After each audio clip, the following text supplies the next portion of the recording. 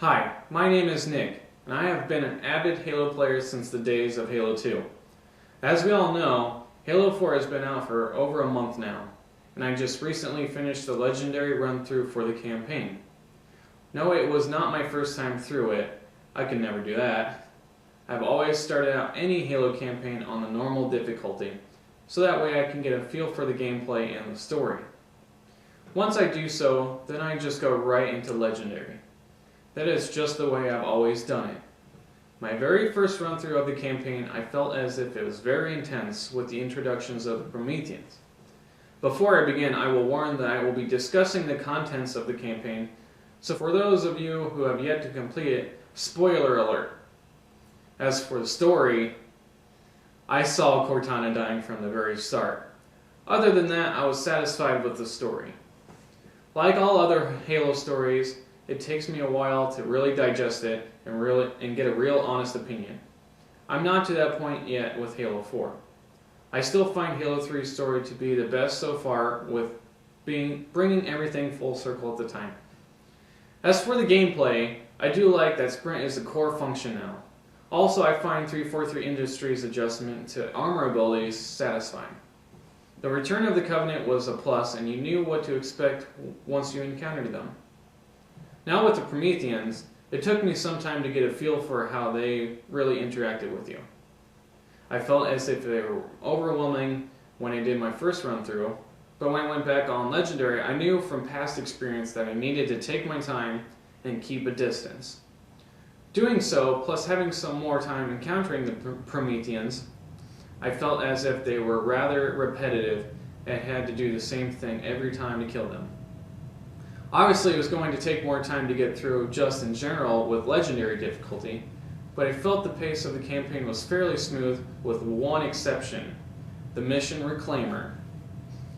That was by far the longest mission and the highest difficulty of completion, with very little cover to many Covenant vehicles throughout the whole level. I had to resort to using the Mammoth as cover the whole time. Since both rocket turrets were blown off because they were run by my AI allies, we all know how friendly AI is. I had to take my sweet time using the Warthog while still within the Mammoth to take out vehicles before I could continue any further. Speaking of AI, obviously it's still bad as ever. I fear it will remain that way for some time to come. As far as weapons go, I absolutely love that they brought back the battle rifle, carbine, and the beam rifle. 3 of my favorite weapons of all time. We also saw the return of several familiar pieces such as the DMR, assault rifle, Needler, etc. Speaking of the Needler, I love how powerful it is when it's in my hands, but hate it when it's in the Covenant's hands. We can't forget about the new additions. For the UNSC, we have the SAW, railgun, and sticky detonator. The railgun has to be my favorite of the 3. I was afraid of the SAW being overpowered at first, but then I saw how close range you need to be, and its damage was so small. The Covenant only brought one new weapon with the Storm Rifle, but let's face it, it's not the Plasma Rifle. For the Promethean weapons, we have the Binary Rifles, Bolt Shot, Incineration Cannon, Light Rifle, Scatter Shot, Suppressor, and their Pulse Grenades. The Binary Rifle is by far my favorite of those, probably my favorite sniper. I just wish it had a little more ammo, but that would probably make it a little overpowered. I'm not very fond of the Bolt Shot and Suppressor and hardly use either of them. The Light Rifle and Scatter Shot are great replacements for the UNSC counterparts. Now we are introduced to Mantis. I was very afraid of reading about this and thinking would be extremely overpowered, but after getting in a few of them, and especially in multiplayer, they don't last very long. Vehicles in general don't last that long anymore. I'm not a big fan of the vehicles having its separate health, and it will blow up even if you have full shields. When that happens, you don't even die. You just walk away. Now that we're on multiplayer, I will state that it's not the prettiest, but just give 343 some time. Since it's a brand spanking new game, it's going to take a while to get everything we want and how we want to play. My current rant about multiplayer is the lack of weapons on the map for Slayer. No weapons? What? No ammo?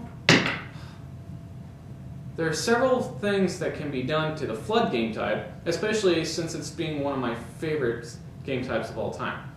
One thing that really gets on everyone's nerve is when a Spartan spawns but shows up as an enemy on radar and has a separate color. If you're not paying attention, you might accidentally kill him and might get you booted from the game. Basically what I'm saying for multiplayer is there isn't a lot of variety out there for the game times yet. But that's just because the game is fairly new. Now when Halo 5 is being announced and is probably the time Halo 4 multiplayers will be the best. That seems to be how it always is with any Halo game.